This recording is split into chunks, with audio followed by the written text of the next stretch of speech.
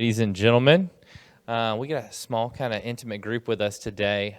But for those of you that weren't with us yesterday, I'm going to take a moment to introduce our panel. My name is Drew Gardner. I'm the museum programming manager here, and we're glad to be in this space. Hurricane Katrina, Mississippi remembers.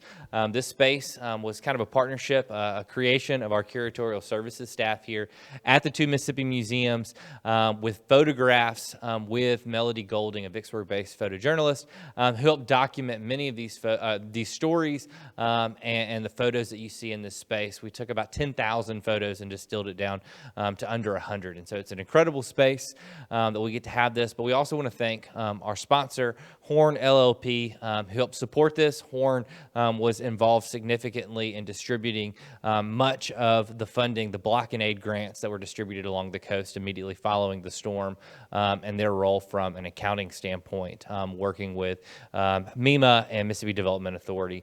But more importantly, we're really thankful to have Emma Toe, Jen Lay, and Tim Isbell with us again. They're going to share a little bit more of their story. We've already talked to some of these photos that you guys, that these families that are in this space. And so I'm going to turn it over to Emma as they tell us a little bit about their experience on the Gulf Coast following Katrina. Thank you, everybody, for being here with us today and to hear what we have to say. So my name is Emma Toe, this is Jennifer Lee, and then this is Tim Isbell. We actually were here yesterday and talking about our Gulf Coast Vietnamese Narratives project. A part of our goals and objectives for Jen and I is to represent the underrepresented voices, which is the Vietnamese voices of Mississippi. I think the older I've gotten, the more I've traveled to other states. When I talk to other people, people ask me, where are you from? Because you have a Southern drawl and you're Asian. And I'm like, I'm from Mississippi. And they're like, well, I didn't know that Mississippi had Asian people. And I was like, oh my gosh, like there is a gap in knowledge everywhere, not only in, I was like, well, that says more about other people than it does about Mississippi. So I didn't realize that this would lead into me having the opportunity to tell more of the Vietnamese communities voice with their stories, with their narratives. And I met Drew Gardner. He found me on Facebook, actually, and he messaged me and was like, hey, would you be interested in doing a Hurricane Katrina gallery talk? And I said, absolutely. So here we are today.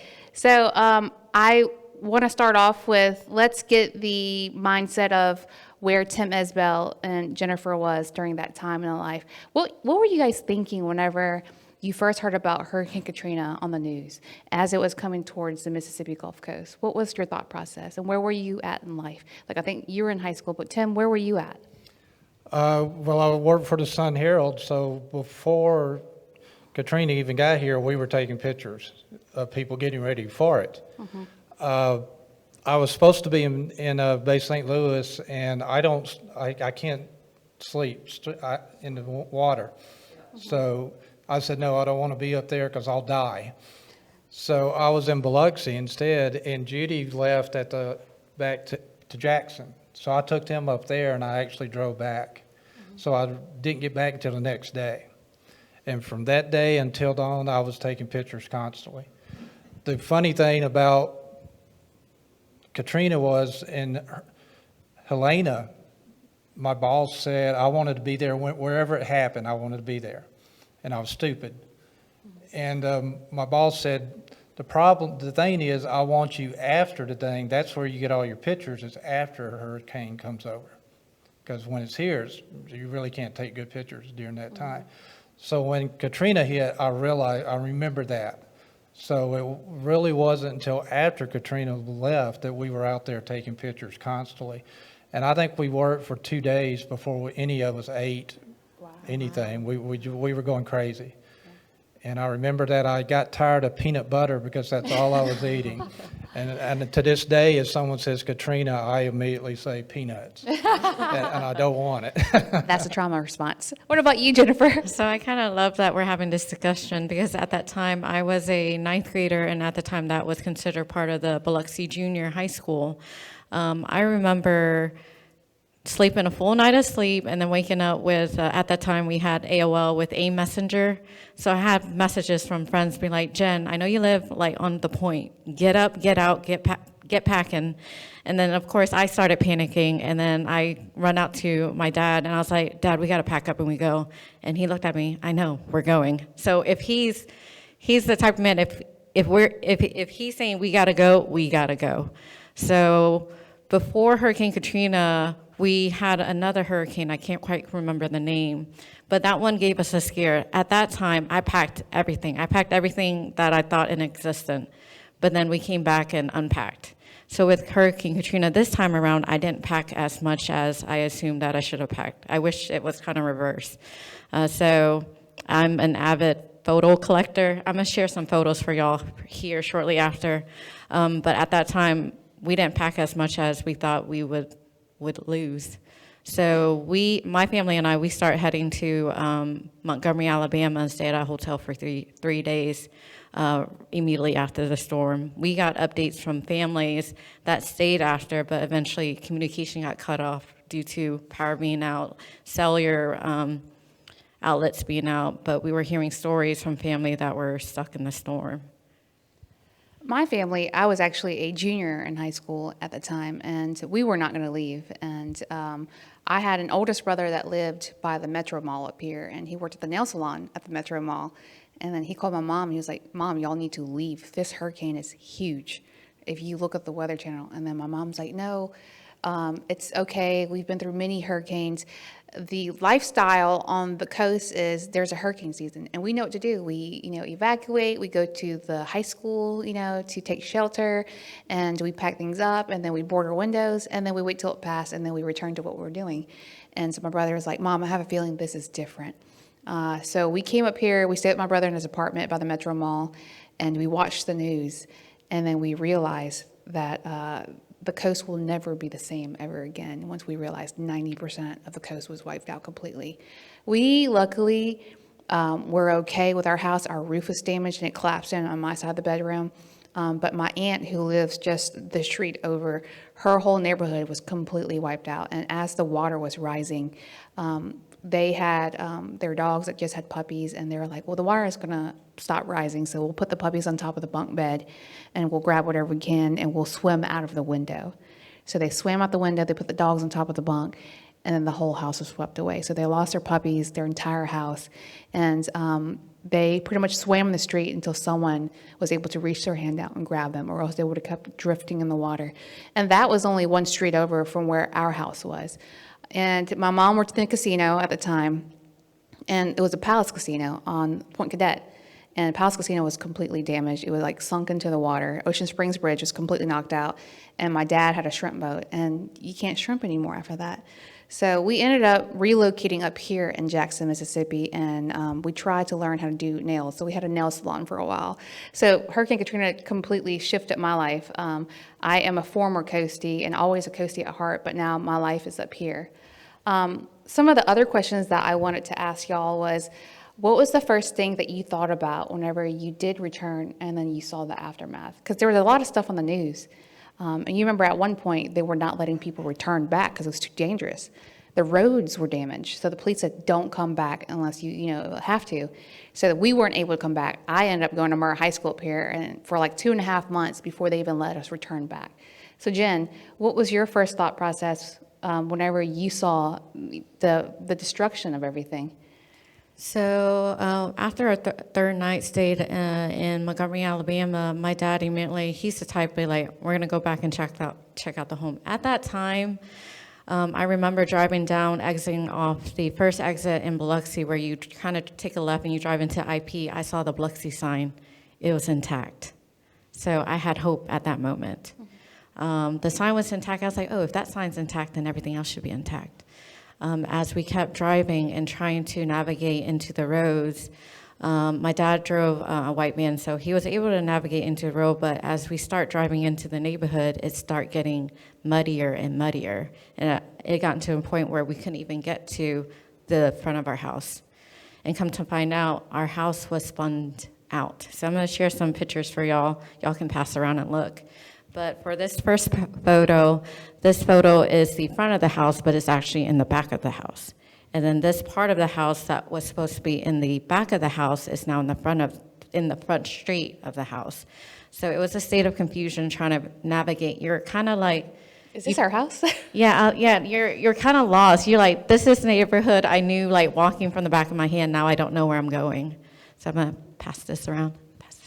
So Tim, tell me a little bit about one of the first photos that you started taking in the aftermath. When it first, tell me about your thought process, how you felt helpless. Like you're capturing these moments that was, monumental in Hurricane Katrina destruction. Tell me what your thought process was behind the lens.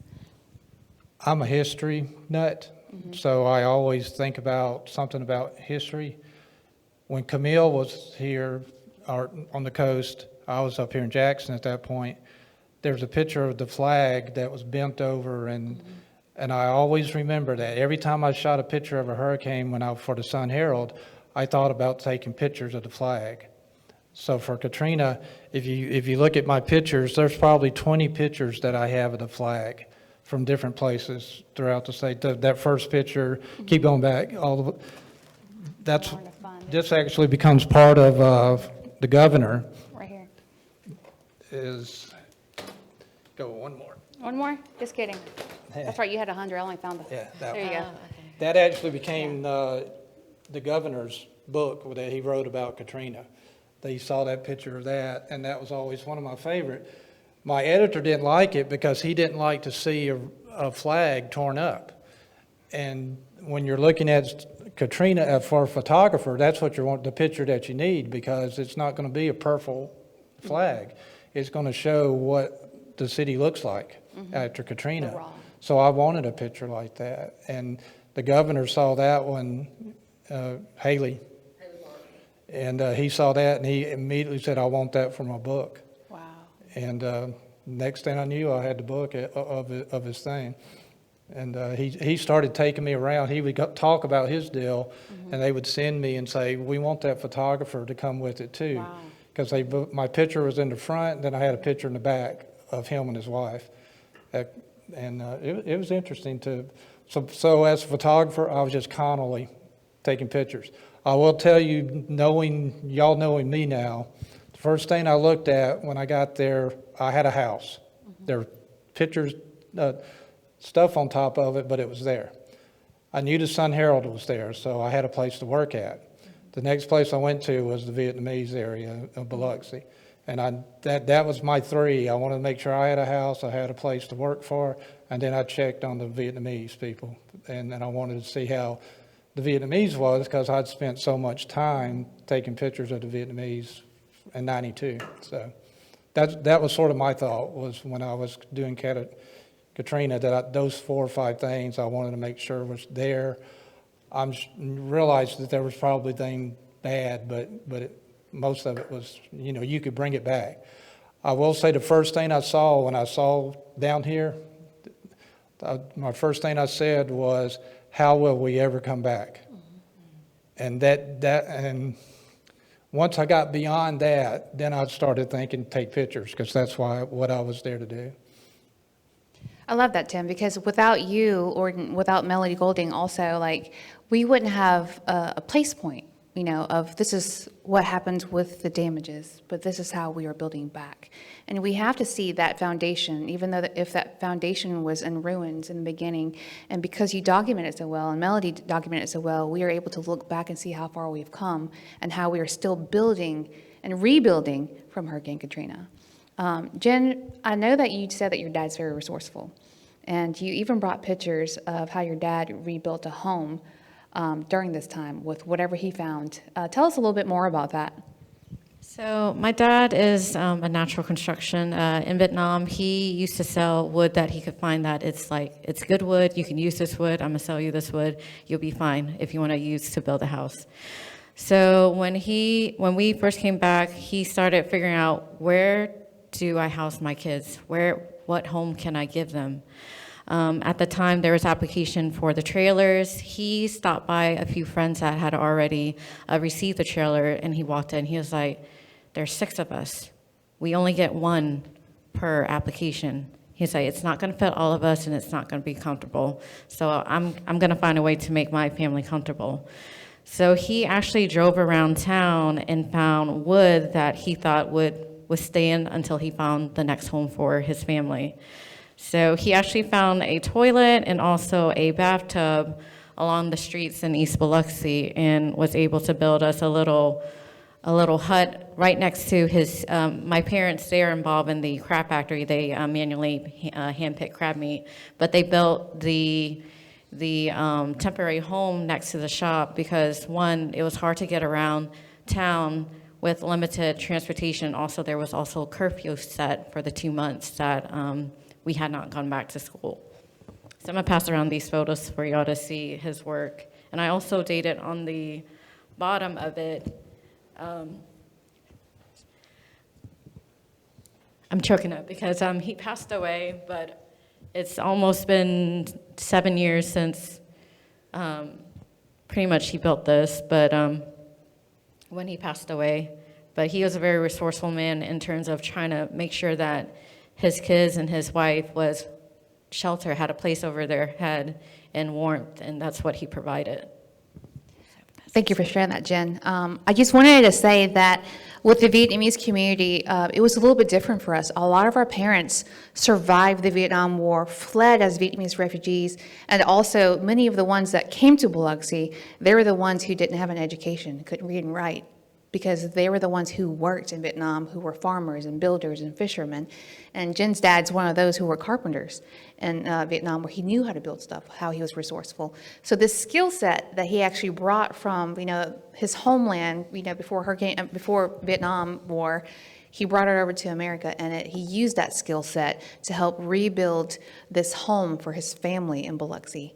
And Jen, I think she might have left out the part where the city of Biloxi drove by and was like, "Excuse me, sir, where's your permit?" And he was like, "Oh," he was just like, you know open, so I know go." So,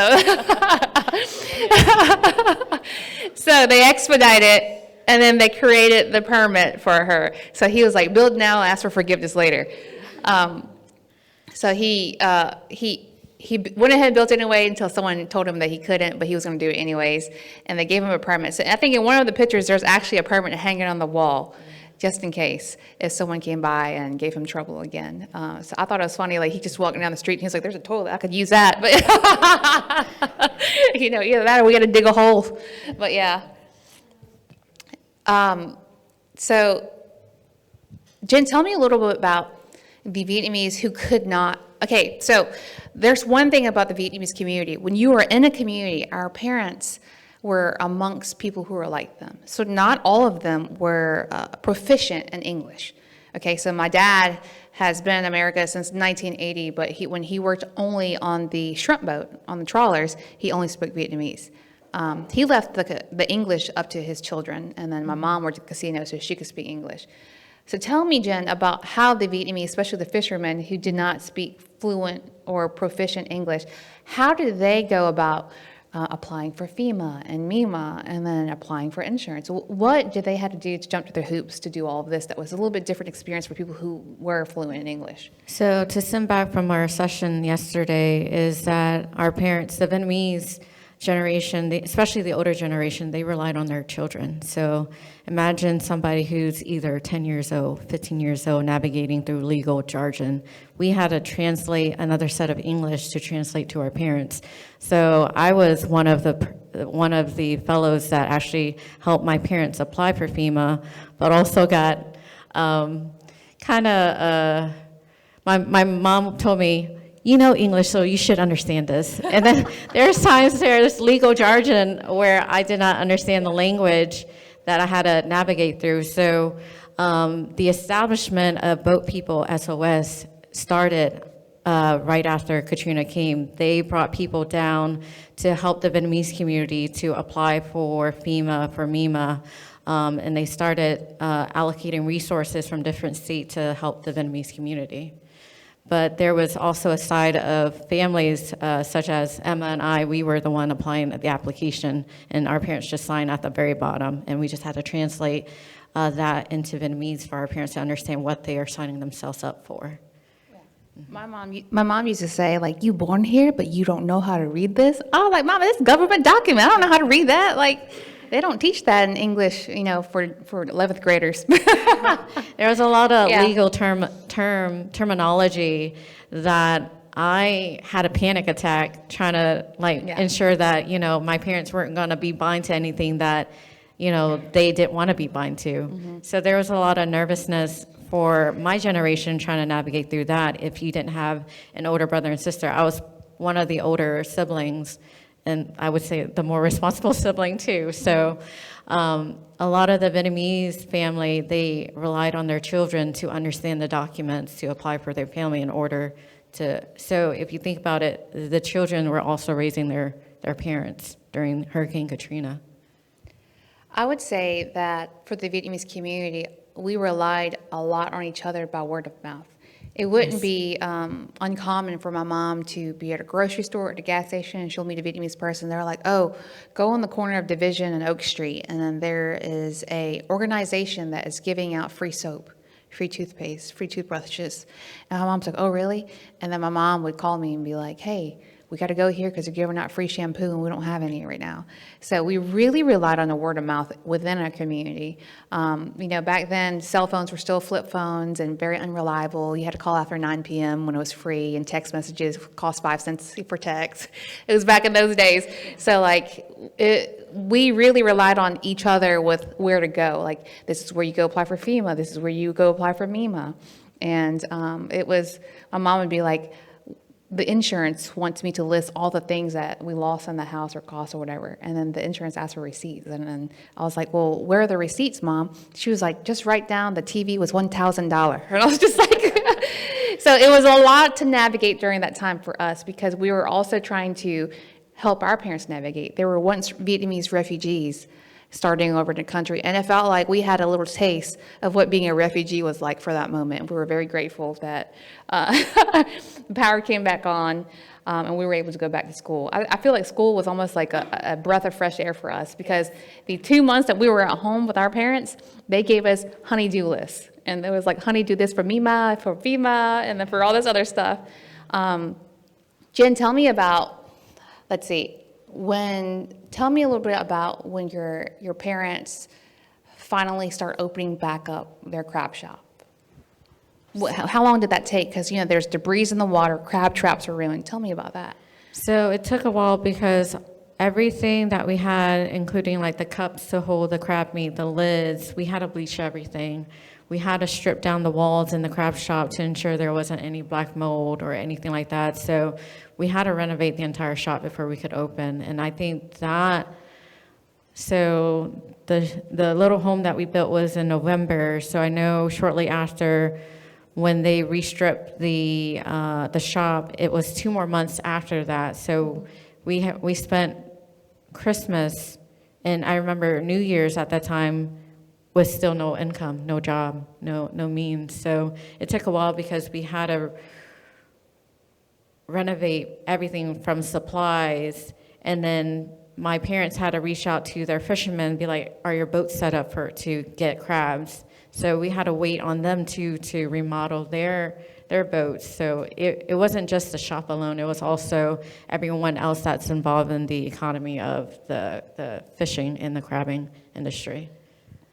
Tim, I wanted to ask you, when you did go looking for the Vietnamese community, because this is like your family, what were they happy to see you, or were you happy to see them? When you went back to East Biloxi, what did you see? I know I saw your pictures, your Hurricane Katrina pictures with the Catholic Church, the damages. You documented that. Tell me, what did you feel and what did you see whenever you were in East Biloxi in our community? Since I was so much with the Vietnamese, they just basically said, here's Tim.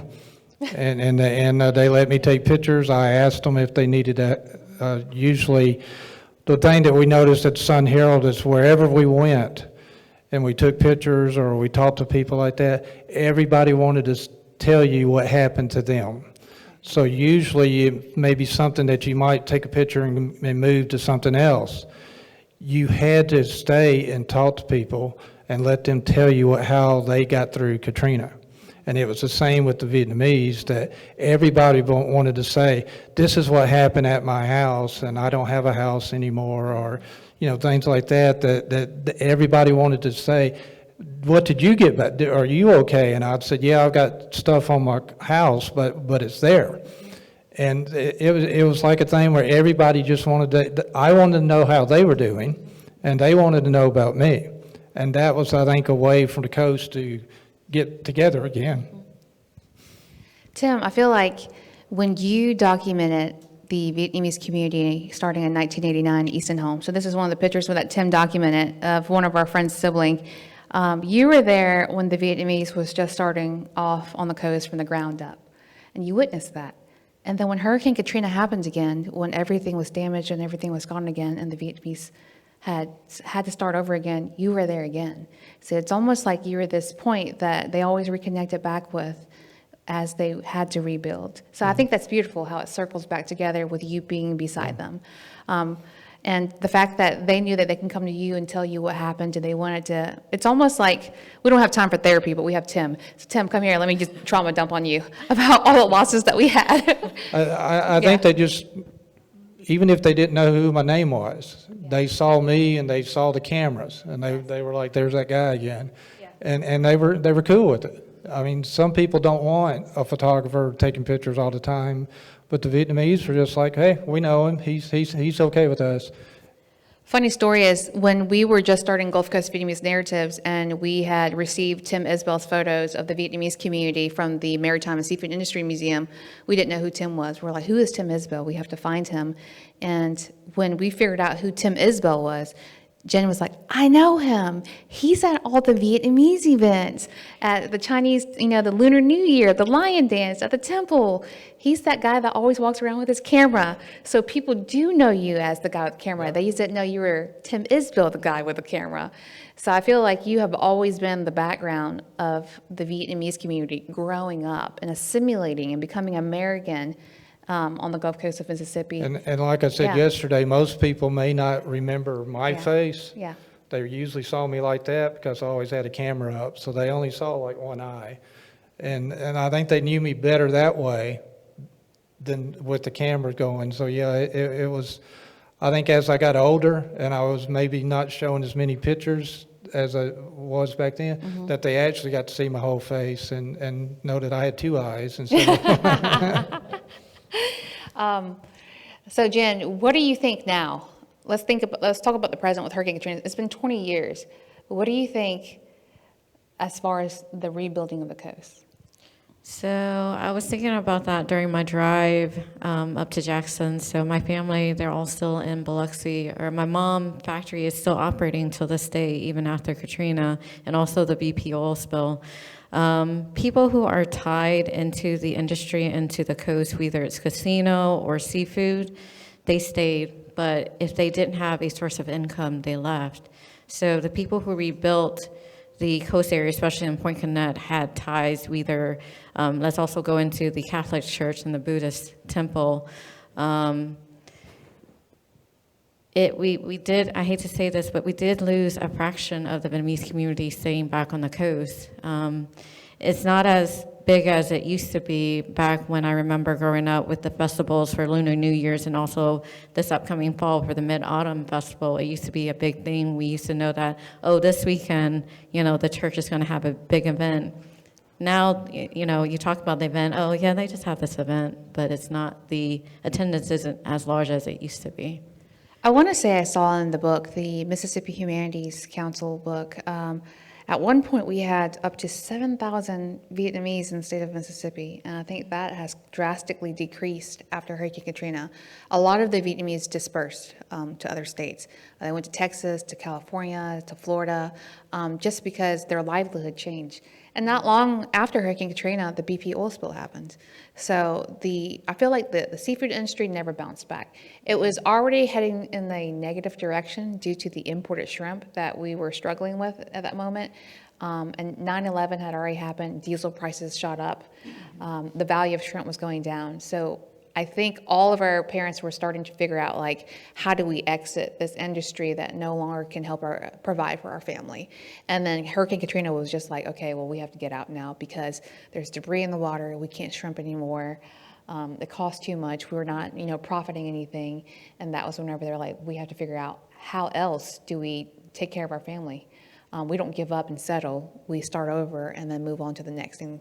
And a lot of it, like my family, my dad sold his shrimp boat, and then we ended up opening up a nail salon here near the Target shopping center. We sold it since then, but we had it for about 10 or 13 years. So it was like a next step, like, hey, we can't do this anymore on the coast. We have to hustle for the next thing. Tim, so tell me a little bit about when you were, I saw some of your images right here. There's a photo of George Bush. Was this in Biloxi? Yeah. Right here? Were you able to meet George Bush, or were you at a distance? I was with the White House people, so I was close to him, Yes. like sort of like we are. Yeah. And at one time, I was taking a picture, and he starts coming at me, and I'm sort of looking, going, "Oh my God, he's coming at me!" And suddenly, I didn't know it, but there was a man behind me, and he grabs my both shoulders, and he says, "Don't move." And he had a gun, so when he said, "Don't move," Yeah. I froze. Yeah. And Bush goes right past me, and he was actually going to someone behind me, and Okay. I didn't realize Yeah. it. And so he goes past me, and when he gets past me, the guy with the gun said, "Okay, you can move again." Oh, wow. And I was like, "Okay." Like it's a That's camera. how we're Yeah. gonna do it. Yeah, it's a camera. It's not my gun. Yeah. But that picture went Yeah. everywhere. It went up to WX, Washington, D.C., and all Okay. that. That was one of the big pictures Wow. for Katrina. And no one wanted to cover it Yeah. because they wanted to do all the Vietnamese stuff. Yeah. So I was like the guy, I said, "Well, I'll take it." I said, Yeah. "I need a break from all the bad things going on in Katrina." Yeah. And that's when I took pictures of that. I loved how you found also the places where there was a little dark humor. Like this right here says Lawn of the Year. You know, like this is probably one of the worst times of people's lives. They lost everything and all of this destruction and debris, and they couldn't even recognize their house. And then they put little signs where it says Lawn of the Year. If anyone knows me, all my friends over here, they know I like to have fun. Yeah. So even with Katrina, and I was taking all the bad stuff, I wanted something to sort of that we could yeah. look at and smile. Tim, you're a fun bucket, I can tell. Okay. All right. And then this, so times like these, look at this. It says looters will be shot on sight. I don't think people realize when you are out of resources and you have a family to feed, it's hard to not look for food and resources. If the gas station's closed, you can't go to Walmart, the roads are ruined, there's a curfew, there's National Guard blocking the roads. What do? You know, like your survival instincts come in. If you, especially, you know, Jen, your family was a family of 6. Did you witness any looters in the area off of Division Street and Oak Street and the Point whenever you were there? Well, after the water subsided and then the mud cleared up, there was nothing there to loot. Yeah. I mean, so ironically, we're in an area where there used to be so much resources that there was no resources, that people didn't want to be in that area. So we were kind of in a safe haven spot that people didn't want to go. They actually travel up and try to loot. Okay. So if you guys know anything about like the point of Biloxi, that was where pretty much it's like a repetition. The point of Biloxi is where all the immigrants, when the waves first came up, the immigrants, someone lives there, and then that wave of immigrants is like 2 or 3 generations down, and then move further north of Biloxi. The point at one time was known for their seafood factories there, and they had brought down the Polish who were out towards Baltimore down on the train, and then after that the Polish lived in seafood shack housings where they lived in seafood shacks so they could work the seafood processing, and eventually they got rid of the seafood shacks and they've built housing projects specifically for seafood workers. And then eventually the Croatians, who were Yugoslavians, came, the Lebanese, we had all these people influx in. They're 2 or 3 generations down. The Sicilians came, they're gone. Next wave was, of course, the Vietnamese refugees, and we moved into the area. So after Hurricane Katrina, Jen, would you say that area is not as predominant in Vietnamese immigrants as it used to be anymore? Yes, we definitely moved on from that area, and we travel up north, or we travel to bigger cities, because now the older kids who were 10 at that time, who are now our age, they're finding careers outside of the seafood industry, so they're moving on to the next set of, you know, the next generation of income that they can seek for. Tim, I saw your photo where you took a picture of Quang in front of that tree, and then you put that frame in front of that oak tree where Easton Home used to be, Easton Home Housing Projects, and the housing projects is no longer there. Neither is Howard 2 Elementary that used to be in that area. A place that used to be bustling with Vietnamese immigrants, and they're outside, drying their fish and speaking Vietnamese and drinking Budweiser and smoking cigarettes on their front porch. Now it's empty. It's empty lots all around that area. What did you feel when you were in that area again, meeting up with James and Olivia Ellsworth from Mississippi State University TV Services when they were talking to you? How did you feel? Did it bring back any emotions from 30-something years ago for you when you were standing there? It made me almost cry, because East End was, when I did all the pictures for this, I did it for 10 months, and that was every day it was there. They got to the point where they just expected me to be there. And when I went and took the picture that you're talking about with the picture, and Emmett, all the stuff's gone now, and it just made me sad to see it, because so much of my life that I, as a photographer, was there taking pictures. So I felt, I can only wonder what the people saw, because they lost everything too. But then I didn't have the place where I could go see people again, and that really was sad for me. I had to get used to the fact that it no longer was there.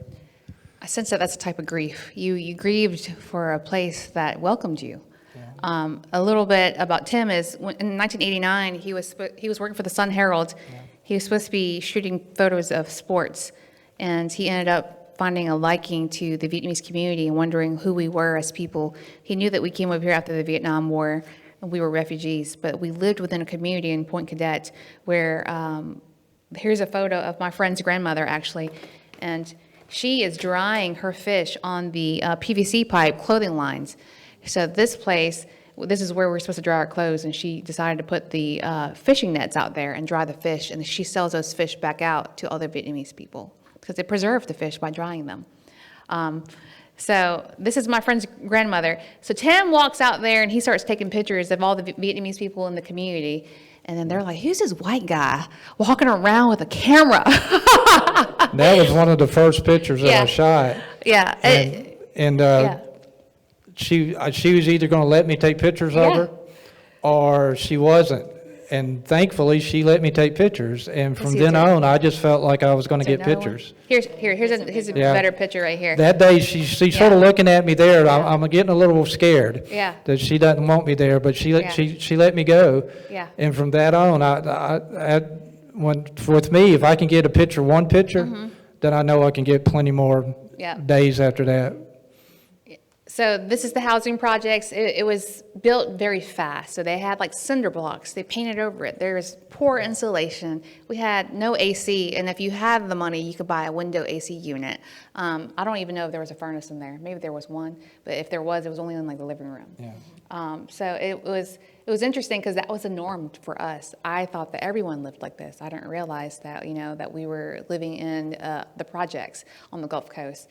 And so Tim walked in, he takes these photos of these people, and then after that he prints it out, or he develops them, not prints them, they didn't print them back then, they developed them, and then he would hand it to them. And this instantly, you couldn't speak Vietnamese, they couldn't speak English. And it broke this barrier of, you didn't speak the same language, but this photo, was almost like the bridge between two cultures for them. And that was what I was trying to bring up whenever Tim said he came back to Easton Home after Hurricane Katrina and everything was wiped out. This was where he became family to the Vietnamese community. And this is the reason why Gulf Coast Vietnamese Narratives, we felt it was so important to bring Tim in, because he was part of our voice through his photography during this time. So Jen, is there anything that you wanted to bring up? Yes, so there's actually a book called The Storm, students of Biloxi Public School, where they illustrated, I don't have I meant to bring a copy, but I don't have a copy with me, but it illustrated or actually students, Biloxi, during that time frame when I was in school. I had a few friends that drew and also wrote excerpts of how they felt during that time. And one of my very, very dear close friend, her younger sister wrote how she felt during that time. So they both stayed on Point Cadet, and luckily their house was on a higher level, but it was still flooded. So for them, they discussed their story with me. Her sister, her dad, and mom, they had to climb up into the attic, and the water rise up to the floor of the attic, and they stayed there for all night praying that, they'll see the next morning, because they didn't know if they were going to make it to the next day. Luckily, their two younger siblings, and their grandparents, they evacuated and went to one of the Biloxi public schools for shelter. But for them four, they did not. They climbed up in the attic and they sat there and just pray and pray and pray and just hope that they'll make it out to the next morning. Another friend of mine, their parents stayed back because they also had a crab factory, and they didn't want to leave that behind, so they stayed back. They were caught up in the flood and the water, and as they were trying to navigate and trying to find a safe place, his wife got caught up in the water, and she was slowly floating away. And the husband was holding on to her hand, and she told her husband, "Save yourself, just let me go, just let me go." And then he was pretty much saying, "I didn't come over here from Vietnam to let you go." So they were able to make it through after he was able to hold on to her. But we heard stories of our family friends that were going through that. So it was kind of scary to hear all that happening, where my family, we evacuated and had the means to, luckily, but whereas some families, they did not. So it was interesting to see that, because there's a lot of question in the media, or people make comment, they're like, "Oh, why didn't you just leave? Why didn't you just leave from the storm?" People don't realize that there's different economic backgrounds where people couldn't leave, or two, they didn't know how to drive on the highways. They just drove local streets. So let's just say, had it just been my mom, we would have just hung out at the house and just prayed. Because my mom will not drive on the highway, but my dad would. So luckily, he evacuated us. But yeah, definitely, if you ever have time to stop by the public library, support your public libraries. Look for the book, The Storm. It's illustration from kids from kindergarten, second grade, third grade. It's a beautiful, but yet also a very sad illustration of how these kids went through Hurricane Katrina.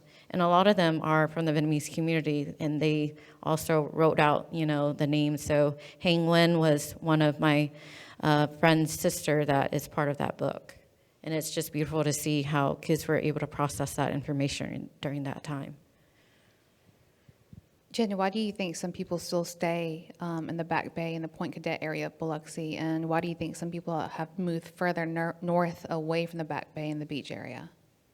So for the people that stay, they're attached to that location. The location is home to them. Be like, this is all we know. This is what we will continue to know. And then people who wanted to move up north is, well, you wiped out everything, so why do I got to stay here? I travel, like, for example, my dad wanted to stay because he has opportunity to go to Minnesota to work at a pig farm, but he loved the water. He absolutely, like, till the day that he died, he was on the water when he died. He wanted to stay because he loved the water, so that's where they stay back, whereas people who had prior backgrounds outside of the waters, they were open and willing to move. I think you're absolutely right, because when we were living in the Bayou Augusta housing projects, people who lived in that projects could actually just walk that one road that goes towards Cornflow Elementary to the Richard Galot's seafood processing factory, and they worked there.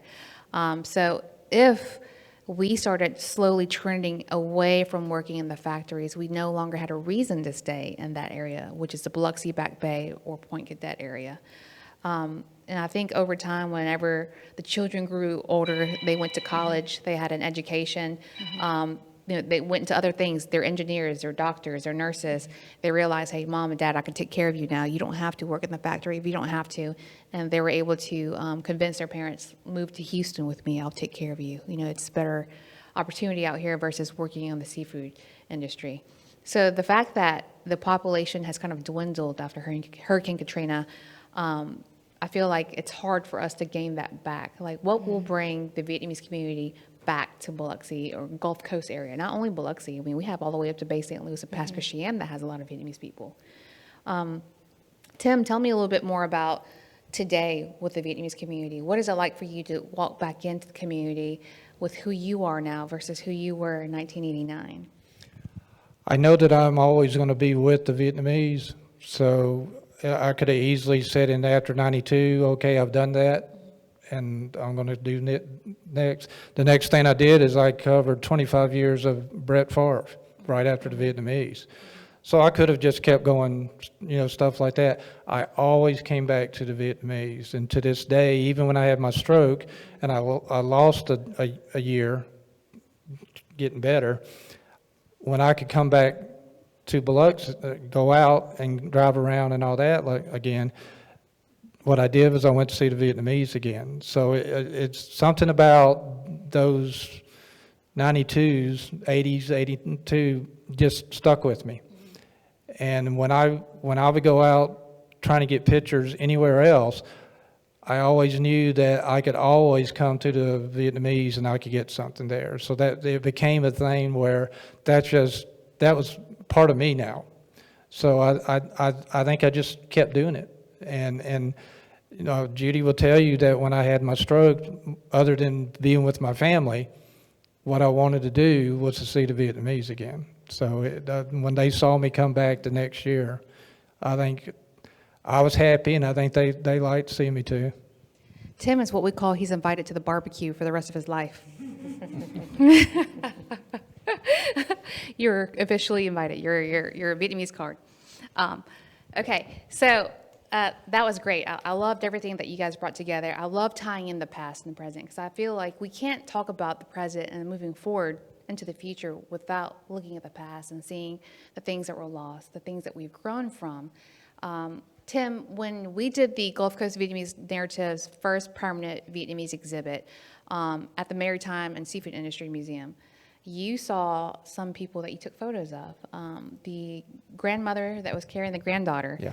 Tell me how that felt again, because she still lived in the area of the Point Cadet area too. Well, the first thing I think is both of us were old. If you saw me in the 92s, I had dark hair and all that, and beard, and so yeah. First, you just realize, man, I didn't know I'm that old. And then I'm looking at her, and I said, well, she's even older than I am. But it was just great to see somebody because she could remember me. And I could I could see her young, and it you know how they do things now where it shows then and it shows them now. I could see that in my head, and I could see her and say, yes, that I know who you are. And she would look at me and sort of go, yeah, you're old now, but I remember you. So it was great just to do that. I didn't talk a lot that day because I was talking to them. That when I realized that this was someone that I took a picture of, I stayed with them as long as they would talk to me. I bring that up because when Tim brought up that when he returned to Easton Home and Easton Home no longer stood, she was one of the ones that lived in Easton Home. And then it's one of those things where you wonder, like, what happened to that friend that you thought about? And, she's not going to be on social media. She's 93 years old. And many of the people that are documented from Easton Homes have passed away. These are people's grandparents. But she was still alive. She's 93 years old. And for him to lose touch with this friend, this Easton Home friend that he became friends with and snapped pictures and photos of over 40 years ago, I believe, was it? Yeah, over 40 years ago. And then you lose touch with her after Hurricane Katrina, circles back around, and he sees her again, and she's still alive, and they remember each other. Even though, you got a little bit more gray hair, and she has a few more wrinkles, but, that's the beauty of it. Well, one of the great things, because of Emma and Jen, and that night where I could see all these people, is that I had sort of thought no one even remembered about my Vietnamese stuff. I didn't realize that y'all were doing stuff like that. So when all that happened and I realized here I am in my soon-to-be 65, that y'all were actually bringing more people to me that I could meet and say, okay, I remember them when they were young, and now I can see them now and all that. So it just felt like all the stuff that I saw in '92 was happening again on 224. So that was great. So in 1989 is whenever Tim was documenting these photos in Easton Homes and where he became friends with the Vietnamese community. I was just born then. I told Tim he just had to wait until I grew up and I learned English and I was fluent, and then I can come find him. So, so I was like, we're best friends now. Tim, thank you for all the work that you did, because you did something that we did not have the opportunity to do. Our grandmothers, our aunts and uncles, none of us had cameras. We didn't have the means to capture these photos. And these photos later on tied back into the time that we lost all the photos because of Hurricane Katrina. Jen was mentioning yesterday at our History is Lunch, how this was so valuable, and the fact that we lost so many photos of our parents and grandparents, or they never took any. You capture these, and a lot of the homes were damaged. Jen's home was completely damaged, and the fact that we were able to find you again, find these photos, and we actually felt like the ghost of our people had came back and said hello to us. And I think that was a beautiful experience for us to tie in with Gulf Coast Vietnamese Narratives all at the same time. Jen, tell me a little bit about when you saw a photo of Johnny. And Johnny is Jennifer's youngest brother that had drowned after his high school graduation. She grieved him in a way that it was just one of those things where the what if, right? And when we found Tim again, Jen had lost a lot of her photos of her family in Hurricane Katrina. You saw how damaged her house was. And Tim had a photo of her younger brother in a Vietnamese community event, and it documented at the lion dance. Mm-hmm, the lion Yeah, dance, so tell me how that felt whenever you found that, when Tim gave us the jump drive with 300 photos. So it's just like having someone say hello to you from the other side without them being there with you. So it was very emotional when I was flipping through the photos, because I even found pictures of my older brother and his younger version self, and it makes you reminisce that time. So I felt really grateful that not Tim only captured, my younger brother who had passed away, but I can only imagine the feelings of the families that he captured, of their grandparents, and especially actually this one of my near and dear close friend, her grandmother had passed away. And ironically, in the museum, I took a quick picture because I was showing that we had a picture of her daughter, which is her great granddaughter for this woman right here, that they were right next to each other. So what were the odds of that? We didn't even outline where to put these photos at. They just happened to be right next to each other.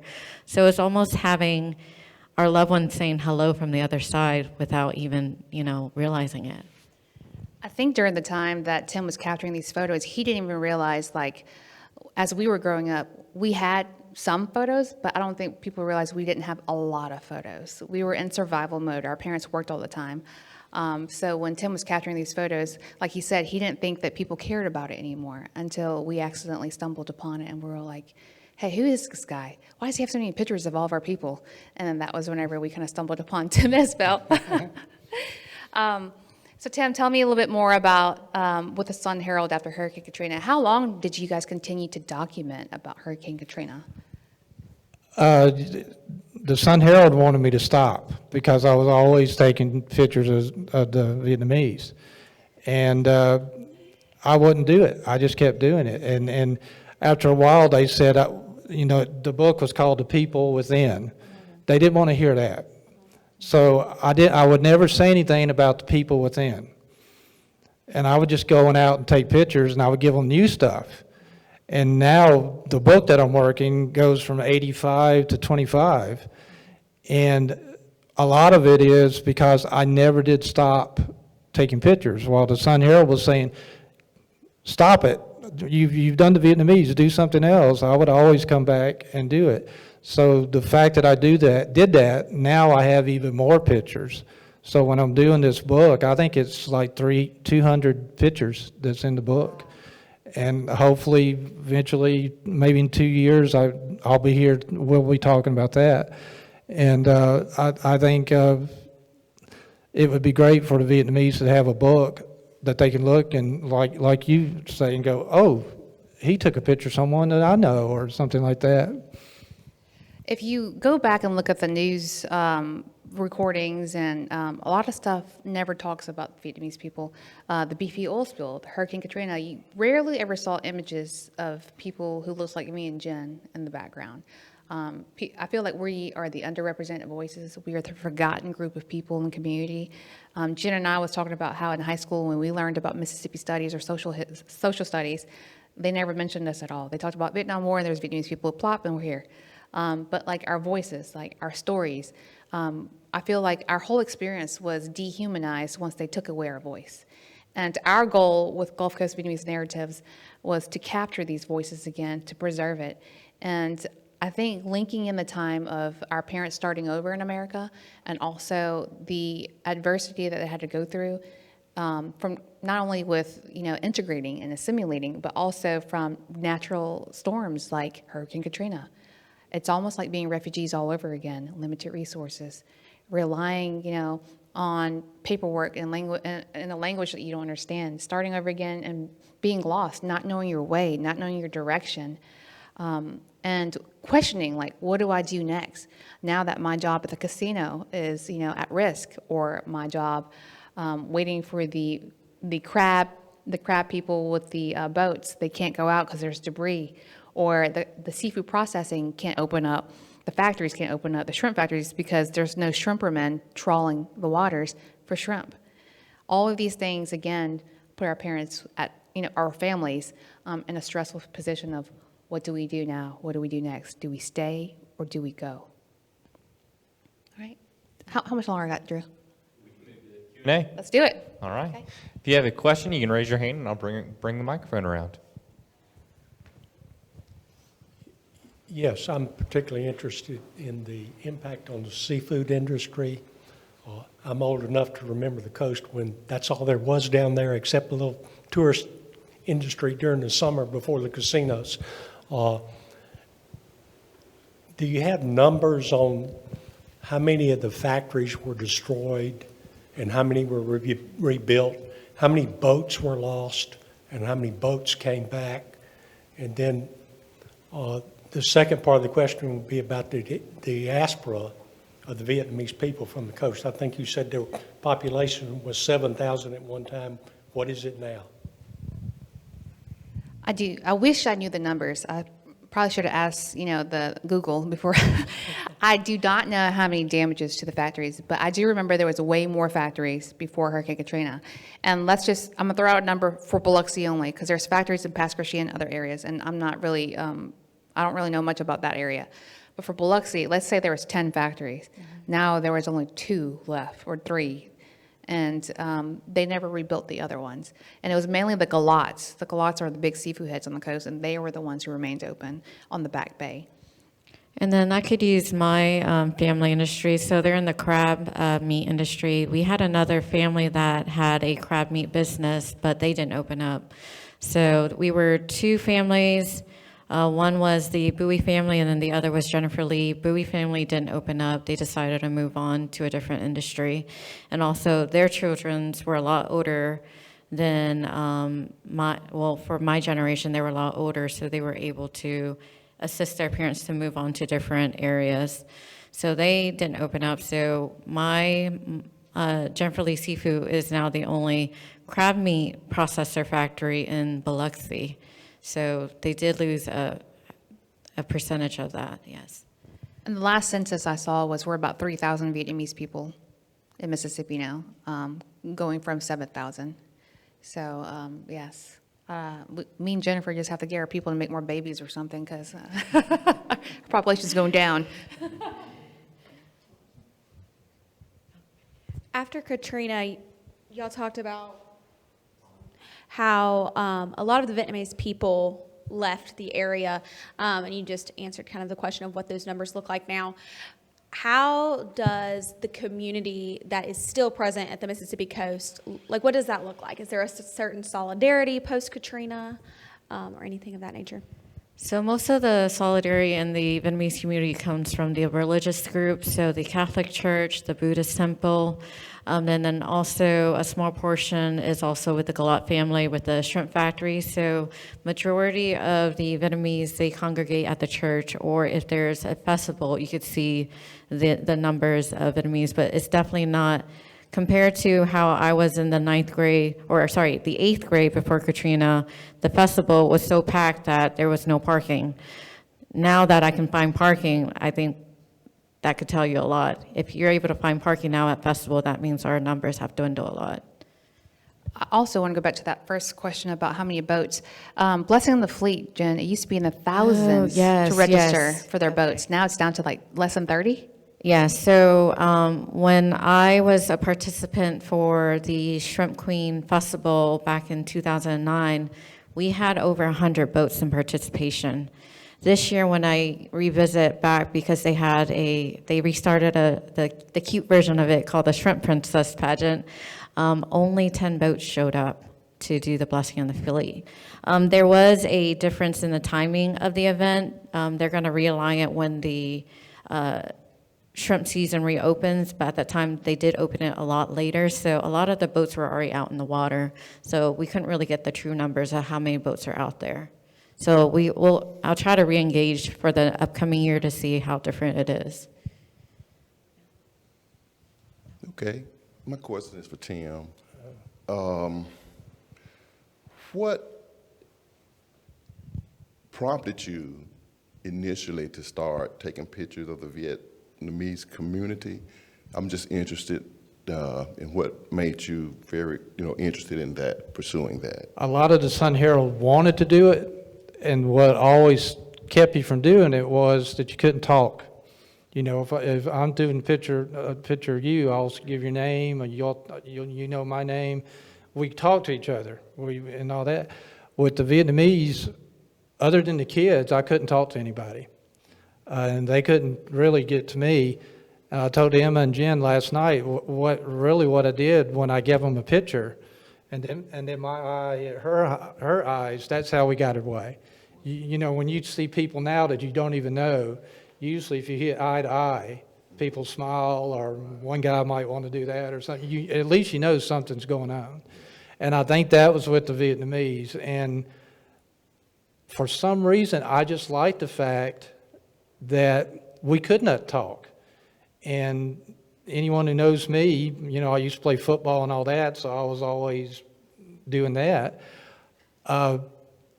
I always saw I was not going to not do this when I realized that I was going to do it. At that point, you know how I am. It's on my head now, and I'm going to do it. I was supposed to be taking a picture of Chris Jackson, and we were in Biloxi, and we were going to take pictures. They didn't show up that day. So I'm sitting there going, and the other thing is I hate to be at the Sun Herald. I want to be out, because that's where the pictures are. And so I'm sitting there, and I look around me, and the Vietnamese people are all around me. And I remember I told Judy, I said, it's like I'm in Side Green. It just felt like I was in Vietnam. And it really was, for that area. And I just loved it. It was my way to find the different people that were different from me. And I like to meet people that aren't necessarily like me. I like to find people who are different from me. And it was just great. And like that woman who took the picture, she was nice, so she could have been mean or she could have been good, and she was good. So I just kept coming back. I said, if I did that the first day, I wonder what I'll find tomorrow, and then the next day. And literally that's what it was. And like Emma said, if I took a picture of her on a Friday, a day or 2 days later, I came up and I gave them a picture. And I did not realize that they were basically putting stuff up in their houses because they didn't have a bunch like that. So I was doing something needing to people who needed something. And I needed pictures. I was getting great pictures. I was so proud about what I was getting as far as pictures. And I didn't realize that I was also helping them at the time. And that wasn't until later that I was like, wow, that's great. So They were making sure that Tim wasn't the feds. That was the other part. Like, he the feds, don't look at him, no eye contact. Well, ladies and gentlemen, if you have any questions or want to come and ask Tim, Jen, or Emma anything that you didn't get a chance to, they'll be around to answer some questions. Again, if you have not been down to Biloxi to see the exhibit at the Maritime Seafood Industry Museum, it is well worth the trip down to the coast on a day trip. But let's give Tim, Jen, and Emma a round of applause and a thank you for being with us today. We hope you guys will come back and join us in 2 weeks on Thursday, September 25th. We'll have our final History Happy Hour, Hurricane Katrina, and this exhibit will kind of be the feature of that program. We'll have Melody Golding with us, whose photography is filled throughout this space. And we'll also have Allison Steiner, one of our docents, whose home is actually featured in the recovery section of this gallery. And so those two folks will be with us to share some of their stories. We'll have happy hour drinks and some hors d'oeuvres. So come and join us from 5 to 7 on September 25th. But one more time for our panel this morning.